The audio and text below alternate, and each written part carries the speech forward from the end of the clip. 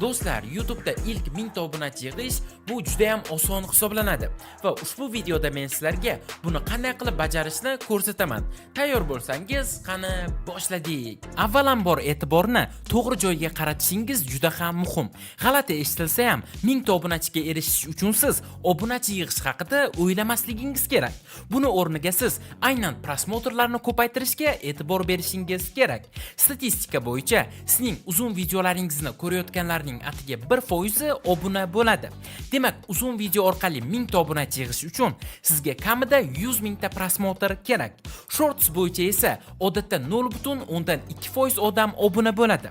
Ya'ni 500 ming ta prosmotr orqali biz 1000 ta obunachi yig'ishimiz mumkin ekan. Shuning uchun bizga ikkita narsa kerak. Birinchisi prosmotrlarni ko'paytirish, ikkinchisi o'sha obuna bo'lish foizini yaxshilash. Ko'pchilik yangi kanallar haftalab yoki oylab davomida yurmasligi mumkin. Har bir videosi 200 tadan ham kam prosmotr oladi. Haftasiga esa atiga 5-10 ta obunachi qo'shiladi. Buni esa biz o'lik zona deb atashimiz mumkin. Lekin agar muammo nimada ekanini bilsangiz, bundan chiqish yo'li juda ham oson bo'ladi. Agarda sizda shu holat kuzatilayotgan bo'lsa, muammo ikkita narsadan bo'lishi mumkin. Birinchisi, bu kontentingiz g'oyasidan, ikkinchisi kanalingiz nastroykasidan. Shuning uchun kanalingiz to'g'ri nastroyka qilinganiga ishonch hosil qiling va virus mavzularini qidirishni boshlang. Demak, birinchi usul hot dog metodi. YouTube bu g'oyalar biznesi va g'oya har doim montaj yoki dizayndan ustun turadi. Hot dog metodi degan usul bor. U shuni anglatadiki, siz mashhur blogerlar bilan to'g'ridan-to'g'ri raqobat qilishingiz shart emas. Uning o'rniga juda ko'p ko'rilgan, lekin yomon bajarilgan, masalan, montaji oddiy, sarlavha va prevyusi chiroyli emas videolarni topasiz. O'sha g'oyani yaxshi nom, zo'r preview va sifatli qilib qaytadan tayyorlaysiz. Mana shu joyda sizda katta imkoniyat mavjud bo'ladi. Muvaffaqiyatli g'oya va sifatli kontent bu virusli video degani. Do'stlar, siz ham YouTube'da o'z kanalingiz bo'lishini xohlaysizmi? Lekin nimadan boshlashni bilmaysizmi? Hozir ko'pchilik shunday xatoga yo'l qo'yadi. YouTube kanalni o'zi ochadi, noto'g'ri nom tanlaydi, dizayn va so'zlamalarni xato qiladi va natijada bunday kanal hech qachon rivojlanmaydi. Shuning uchun biz sizga tayyor YouTube kanal ochib beramiz, kanalingiz uchun unikal nom topamiz, sifatli banner avatarka tayyorlaymiz va kanalingizni rekomendatsiyaga chiqadigan qilib sozlab beramiz. Hattoki hozirda ko'pchilik duch kelayotgan raqam bilan tasdiqlash muammosini ham hal qilib beramiz.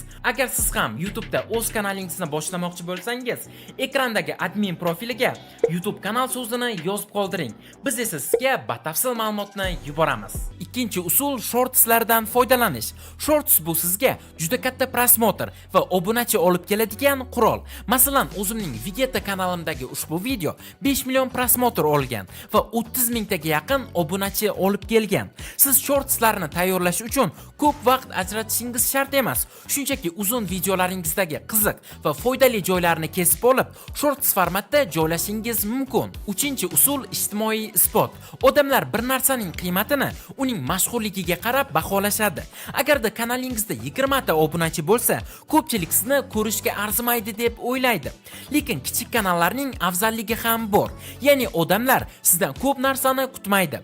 Agarda kontentingiz kutilganidan kuchliroq chiqsa, ular sizga tezda qo'yil qolishadi va obuna bo'lish ehtimoli oshadi. O'zingizni katta ko'rsatishga urinish shart emas. Men kichik YouTuberman, lekin rivojlanishga harakat qilyapman deb ochiq aytsangiz, odamlar siz bilan rivojlanishni istaydi va kanalingizni qo'llab-quvvatlashadi. To'rtinchi usul call to action. Call to action bu harakatga undash. Ya'ni bunga misol qilib, odamlarga videongiz boshida obuna bo'lishga undash kiradi. Meni shaxsan o'zim yaqinda Vegeta kanalimning videolarida menga obuna bo'lsangiz, mushuklarga 1 gramdan ovqat ajrataman degan videoni qo'yishni boshladim. Natijada obuna bo'lishlar soni 2 baravarga oshdi. Siz agar xarajat qilishni istamasangiz, shunchaki obuna bo'lishlarni iltimos qilishingiz ham mumkin va bu ham juda yaxshi natija beradi.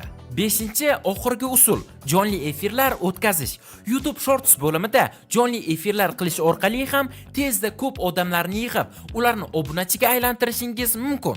Buning uchun efirni sozlash vaqtida faqat obunachilar chatga yozishlari mumkin funksiyasini yo'qasiz va odamlar chatga yozish imkoniyatini olish uchun ham sizga majburan obuna bo'lishadi. Shu yo'l orqali ham siz efir davomida ham tomoshabin, ham yangi obunachilar sonini keskin oshirsangiz bo'ladi. Bu juda ham samarali usul. Albatta foydalaning. Xullas do'stlar, ushbu 5 ta usulni barchasini sinab ko'ring, chunki sizga bitta usul yordam bermasa, boshqa usul yordam berishi mumkin. Va do'stlar, ushbu usullar orqali siz bemalol bir haftada 1000 ta obunachi yig'ishingiz mumkin. Agarda video sizlarga foydali bo'lgan bo'lsa, videoga like bosing, kanalimizga obuna bo'ling va kommentariyada o'z savollaringizni yozib qoldiring. Keyingi videolarda ko'rishguncha, xayr!